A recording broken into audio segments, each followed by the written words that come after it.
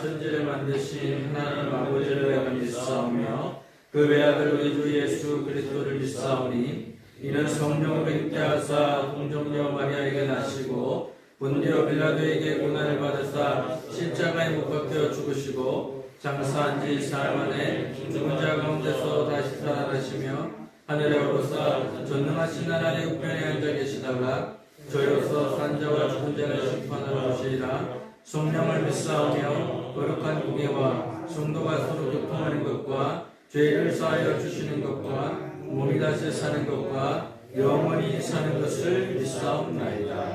아멘. 우리 찬송가 305장 찬양하겠습니다.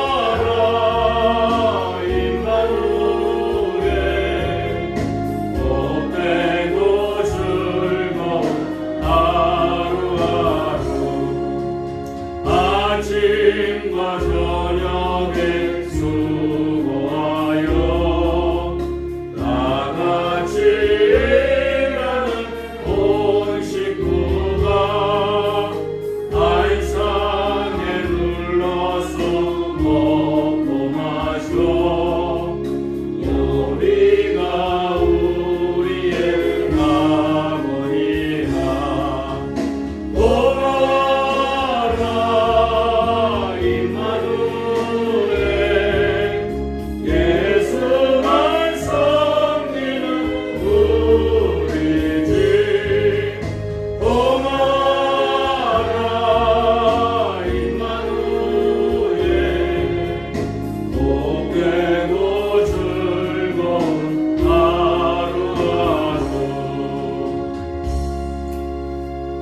기도하겠습니다. 좋으신 하나님 감사합니다. 오늘 또한 우리가 이렇게 모여서 하나님을 예배하고 찬양하게 하여 주심을 감사합니다. 하나님 코로나19가 이제 조속히 멈추길 원하는데 하나님 그 시간까지 하나님께서 함께하여 주시고 복 내려주시고 능력 주시고 역사하여 주시옵소서. 하나님 아버지 우리 각자의 모든 사람들마다 하나님께서 친히 안수하여 주시고 축복하여 주셔서 우리의 심령에 변화가 있게 하여 주시고 하나님을 찬양하는데 부족함이 없게끔 도와주시옵소서. 늘 영혼이 잘된 같이 범사가 잘되게 하여 주시고 강건하게 하여 주시옵소서. 한 사람 한 사람마다 안수하여 주시고 치유하여 주시고 회복되게 하여 주시고 간증하게 하여 주시옵소서. 하나님 아버지 우리 교회가 날로 부흥하고 성장하길 원합니다. 하나님 이 시간에 한 사람 한 사람마다 부흥케 하여 주시옵소서. 개인적으로 부흥케 하여 주시고 심령이 뜨겁게 하여 주시고 하나님을 더욱더 사랑하는 마음 갖게 하여 주시옵소서. 하나님 이 나라와 이 민족 가운데 하나님께서 함께 하여 주셔서 새로운 대통령과 함께 이끌어가는 모든 국무위원들에게 하나님 지혜와 지식과 총명함이 주시고 또한 국회의원들이 서로 싸우지 아니하고 서로 하나가 되어서 이 나라와 이 민족을 이끌어가는데 부족함이 없게끔 도와주시옵소서. 6월 1일은 또한 기초위원 또한 자치장 선거를 합니다. 하나님을 사랑하고 이웃을 사랑하는 사람이 당선되게 하여 주셔서 이 땅을 다스리는데 부족함이 없게끔 도와주시고 인도하여 주시옵소서.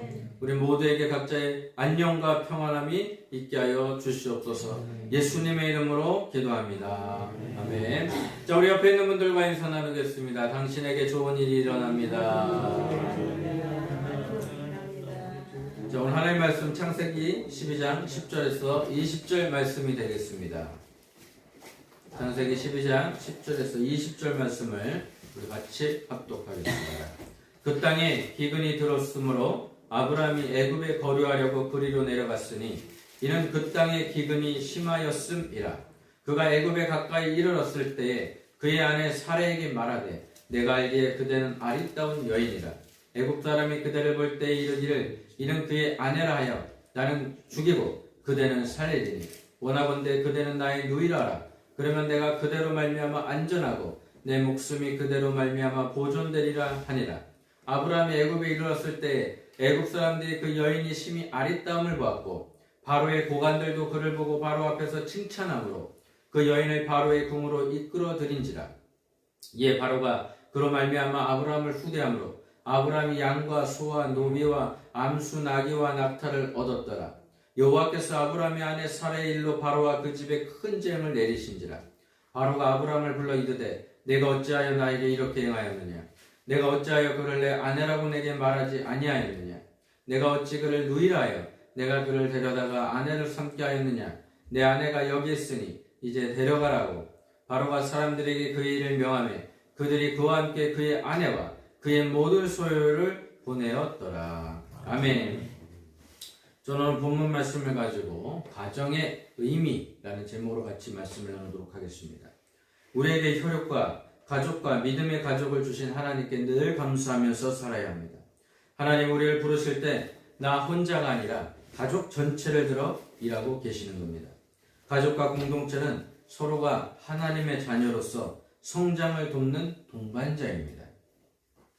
사랑과 격려를 통해서 서로 성장도 하지만 상처와 아픔을 통해서도 역시 성장이라는 목적을 이루게 하는 것입니다. 밝기만 하면 형체가 드러나지 않지만 어둠이 있을 때 오히려 명암이 생겨서 형체가 분명히 드러나게 합니다. 믿음의 조상이라는 아브라함의 가정에서도 명과 암이 있었습니다. 우리가 함께 지내는 다른 사람들 마음은 속속히 알 수가 없습니다. 성경은 믿음의 모델이 되는 분들을 세워서 사정없이 그 속을 파헤쳐 보는데 그들의 모습은 나의 모습이고 내 부모의 모습이고 배우자의 모습이고 자녀들의 모습일 줄 믿습니다. 우리가 아브라함의 가정을 통해서 아브라함의 오늘 이야기는 아브라함의 가족에 대한 상처에 대한 이야기입니다. 말씀을 통해서 우리가 믿음이 어떻게 성장해야 되는지 아브라함을 통해서 배우도록 하겠습니다. 하나님께서 아브라함에게 나타나셔서 너는 네가 살고 있는 땅을 떠나서 내가 지시할 땅으로 가라고 말씀하셨습니다. 하나님께서 말씀하신 약속의 땅에 가야 되는데 아브라함의 가정은요, 하나님이 약속해 주신 가나안 땅에 들어가자마자 큰 기근을 만납니다. 아브라함은 갈대 우르라는 문명 사회를 떠나서 하나님이 부르신 미지의 땅으로 가는 거예요. 여러분, 본토 친척 아비집을 떠나서 가나안 땅에 들어가는 것이 쉬운 일인 줄 아십니까? 쉽지가 않습니다. 한국 땅에서 일하고 계시는 동남아 분들, 타지에서 오신 분들, 외국에서 오신 분들이 고성 땅에서 일하는 모습들을 많이 볼 수가 있습니다. 그들이 열심히 일하는 건 사실이나 그 땅에 정착하는 데 있어서 오랜 기간이 걸린다는 것을 알게 될 것입니다. 왜 그럴까요? 텃세를 부리기 때문에 그렇습니다. 기존에 있는 사람들이 가만히 놔둘까요? 안 합니다.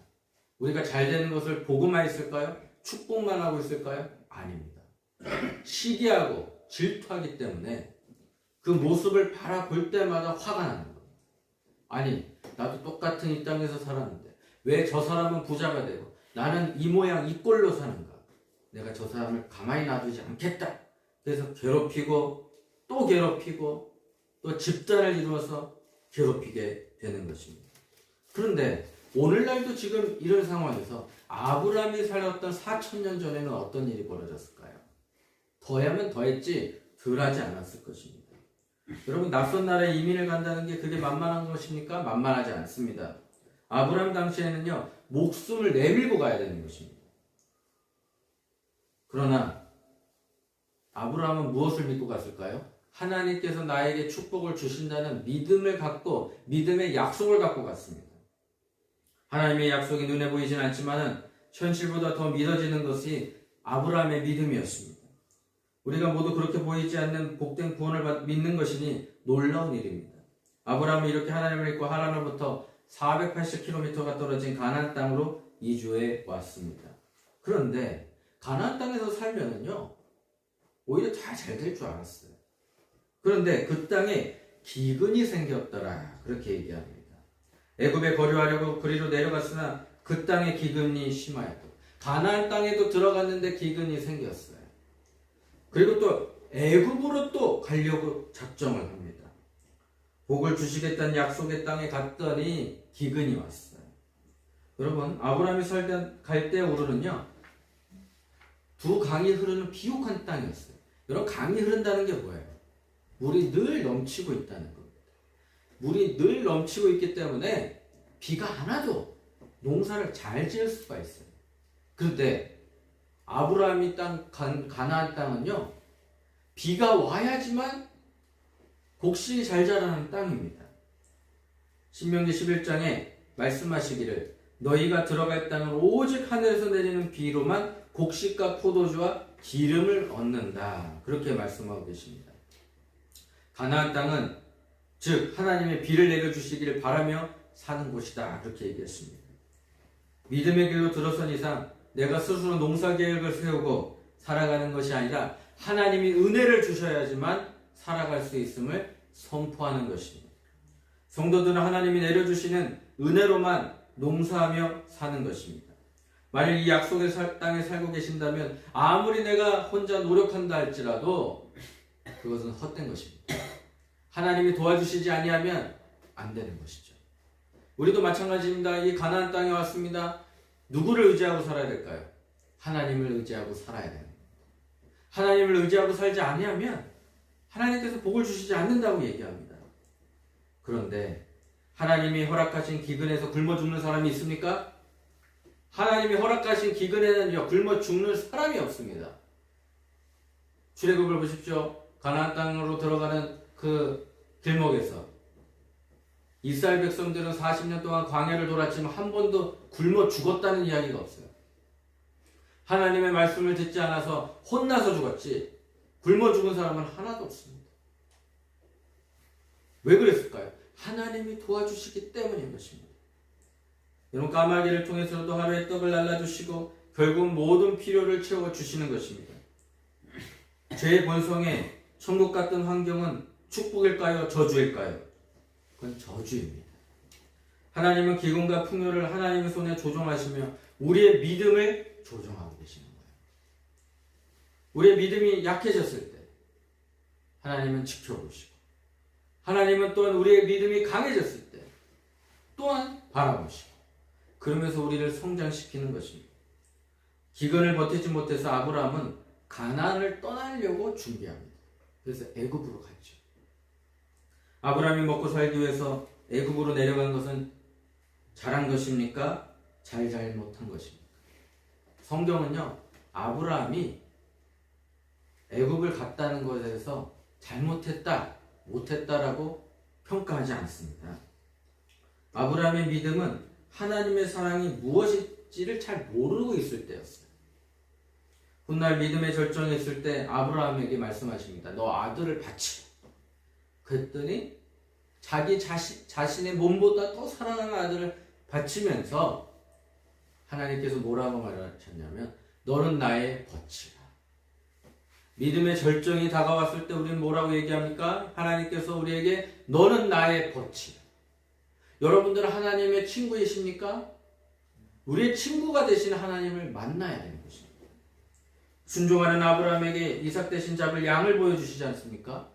그 시험은 아브라함에게 하나님의 그 깊은 사랑과 대속의 계획을 털어놓으시기 위함인 것입니다. 아브라함은 결국 하나님을 그만큼 이해할 수 없었지만 아직은 때가 아니었던 것이죠. 그래서 눈앞에 타들어가는 땅을 볼 때마다 아마 타들어가는 마음도 있었을 것입니다. 아브라함은 아내뿐만 아니라 조카 롯과 함께 모든 식소를 데리고 곡식이 떨어져서 가장의 마음이 타들어갈 수밖에 없는 시기 때 다 데리고 애굽으로 가려고 준비를 하고 있었습니다. 여러분, 직장을 잃고 먹을 것이 떨어지면 어떤 선택을 해야 됩니까? 그렇게 선택할 수밖에 없는 거예요. 하나님의 응답과 약속을 막연히 기다리기보다는 눈앞에 해결책을 찾습니다. 왜 이런 상황이 왔을까요? 아브라함은요, 오늘 이 시간에 영적인 눈이 없어졌어요. 육신의 눈만 살아있는 거죠. 영적인 눈을 바라봤으면요, 가나안 땅에서 굶어 죽을지언정 하나님이 나와 함께 하신다라고 선포하는 겁니다. 그런데 아브라함은 그 믿음의 단계가 되지 않았어요. 여러분, 사람이 어떻게 예수님을 믿고 하루아침에 나는 죽어야 됩니다 그러면서 그게 믿음을 결단코 있겠습니까? 여러분, 공산당이 우리나라를 만약에 쳐들어오면요, 옛날에 죽은 사람 1순위가 뭔지 아십니까? 교육자, 경찰, 선생님,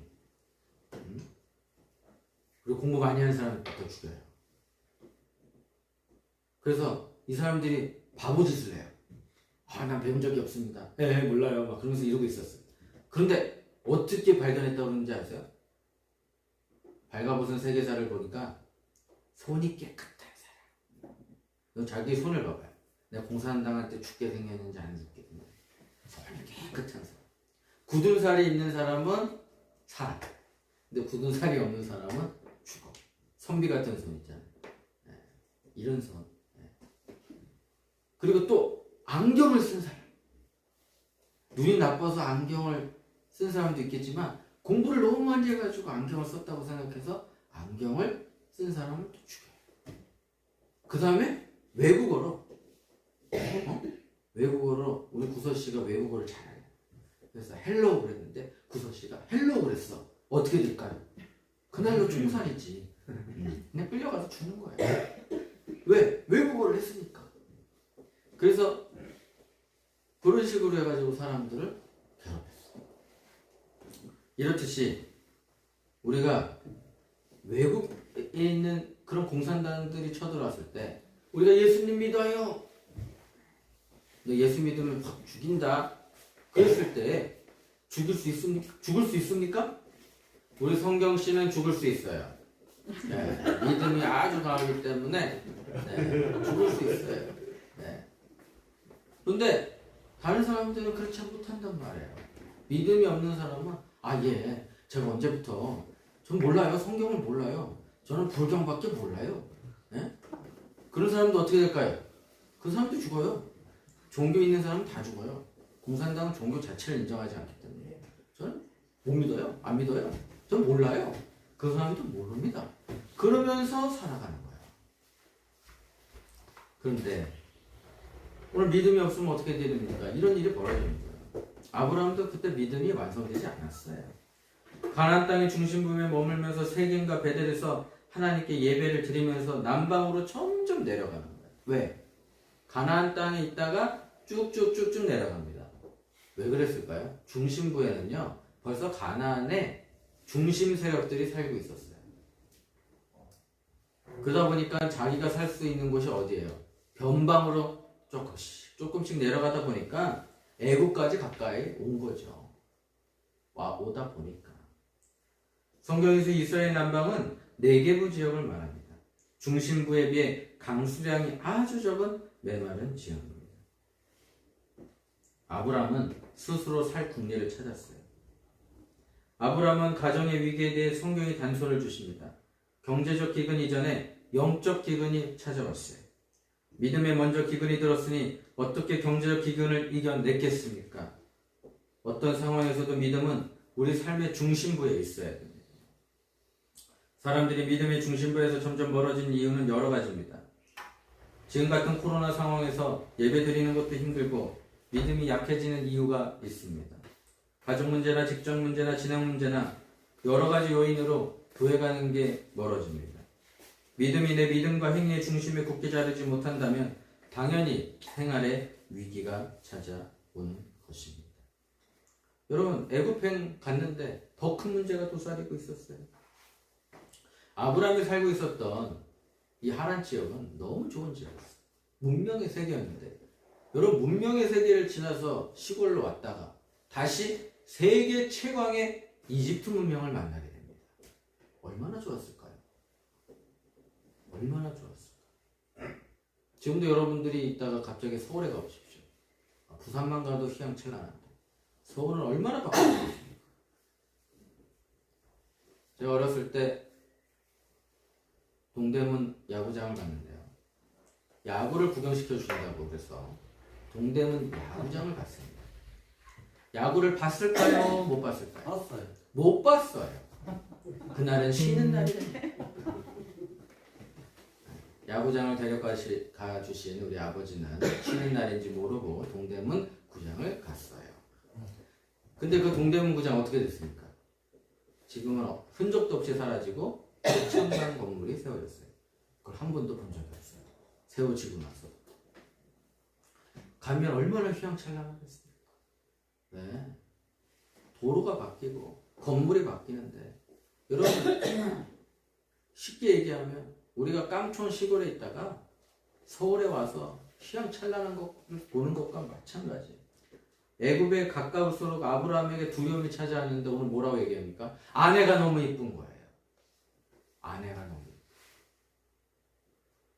여러분 그 당시 아내가 이쁘면 어떤 일이 벌어집니까? 비쌉니다. 네? 비쌉니다. 뭘 한다고요? 비쌉니다. 네, 비싼다고 그랬는지 내가 잘못 들은 것처럼 할게요. 네. 자, 예배 시간에 왜 그런 얘기를 합니까? 자, 어쨌든 아내가 이쁘면 어떤 일이 벌어지냐면 그때 당시 남편을 죽이고 아내와 그 가축들을 뺏어갑니다. 그런데 여기 성경에 보니까 오늘도 보니까 뭐라고 얘기합니까? 사례가 너무 이쁜 거예요.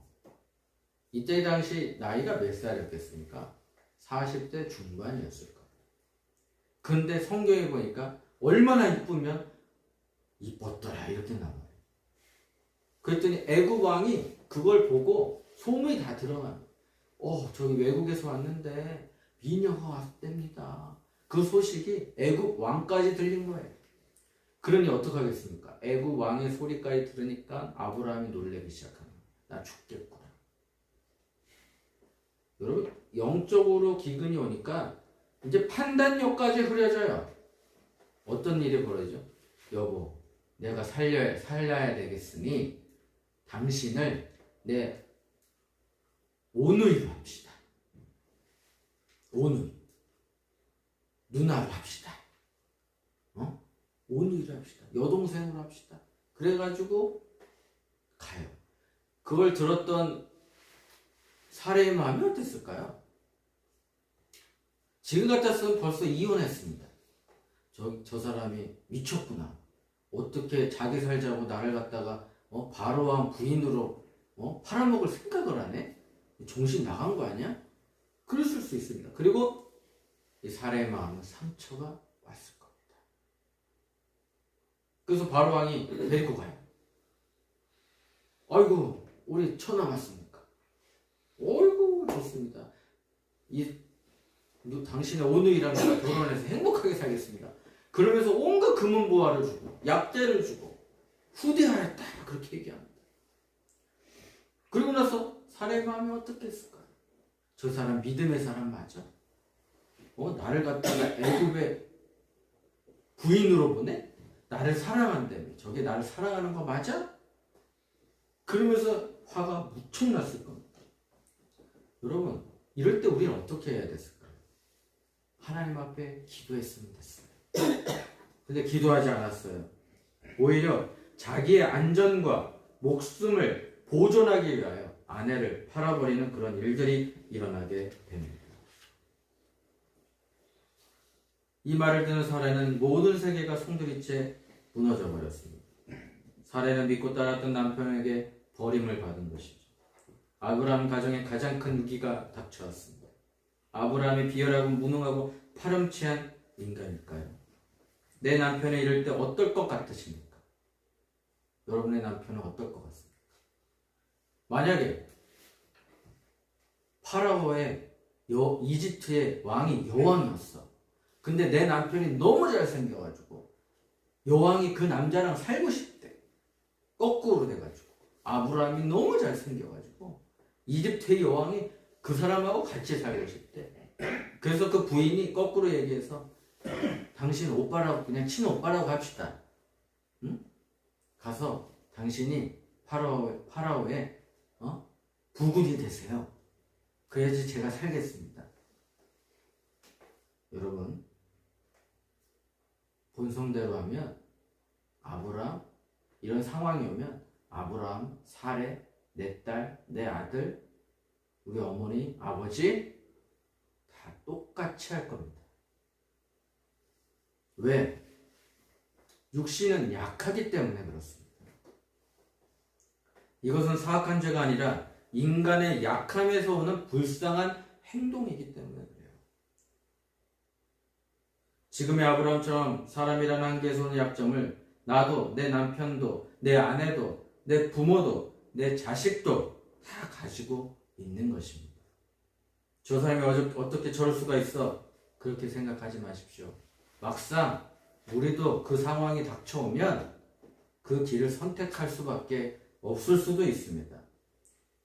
그래서 믿음이 있다고 모든 약점과 죄가 한순간에 사라지는 게 아닙니다. 그런 가족의 연약함들도 믿음과 사랑으로 껴안아 줄 아는 그런 넉넉한 사랑의 마음이 되어야 합니다. 내 약점도 마찬가지입니다. 내 약점은 사회생활이나 신앙생활이나 인간관계를 힘들게 하지만 무엇보다도 그런 내 자신이 저도 싫고 우리 모두도 다 싫을 겁니다. 약점을 지고 사는 것은 괴로운 일이죠. 내가 생각하는 약점들이 많이 있지 않습니까? 그것으로 문제가 되고 상처를 받게 되고 나 자신에 대해 실망감에 빠지게 되고 좌절하게 됩니다. 약점은 타고난 기질과 관련되어서 고치기가 참 쉽지가 않습니다. 그러나 나의 약점을 인정하고 너무 혹독하게 다루지 말고 인정하고 껴안을 수 있어야 합니다. 약점에 자꾸 실망하면 장점도 살려서 쓸 수가 없게 되는 것입니다. 자식에게 고쳐주려고 잘못된 것을 고쳐주려고 실랑이를 하다 보면 나중엔 약점이 자신의 인격 자체로 보여서 미워하게 되는 것입니다. 무쇠속 같은 사람 관계는 없습니다. 사람 관계는 유리그릇 같아서 몇 번 약점과 상처를 건드리면 깨져버리고 마는 것입니다. 영적인 기근은 삶의 기근으로 그리고 결국 가장 친밀해야 할 가족의 관계적 기근으로 침투해가는 것을 오늘 아브라함의 가정을 통해서 살펴봐야 합니다. 마지막 애굽의 결과는 어떻게 됐을까? 하나님은 지켜보셨습니다. 아브라함의 가정을 지켜보았습니다. 그리고 아브라함도 어떻게 할 줄 모를 때 그때 하나님이 개입하십니다. 애굽 왕에게 나타납니다. 너 왜 하나님의 사람을 괴롭히느냐? 네가 잘못하고 있다. 그때 애굽 왕이 너무 놀래가지고 아브라함을 부릅니다. 너 왜 나한테 거짓말해? 너희 하나님이 나에게 말씀하셨다. 너희는 가라. 왜 가라고 했을까요? 그들이 애굽 왕과 함께 있으면 내가 저주를 받아서 어떻게 될지 모르겠다는 오히려 애굽 왕의 믿음이 더 센 거예요. 나가라. 내가 준 것까지 갖고 나가라. 여러분, 한번 이렇게 했으면 아브라함이 정신을 차려야 되잖아요. 정신을 차렸을까요? 아니에요. 이 사건이 한 번 더 일어납니다. 똑같아요. 사례 보고 또 내가 죽을지 모르니 나보고 우리 원우의 관계라고 하자. 그렇다고 뭐 우리가 사촌 남매 관계니까 거짓말하는 것도 아니고 그러면서 또 얘기를 해요. 이게 아브라함이었어요. 여러분, 하나님께서 이렇게 살아가 최악의 상황에 빠질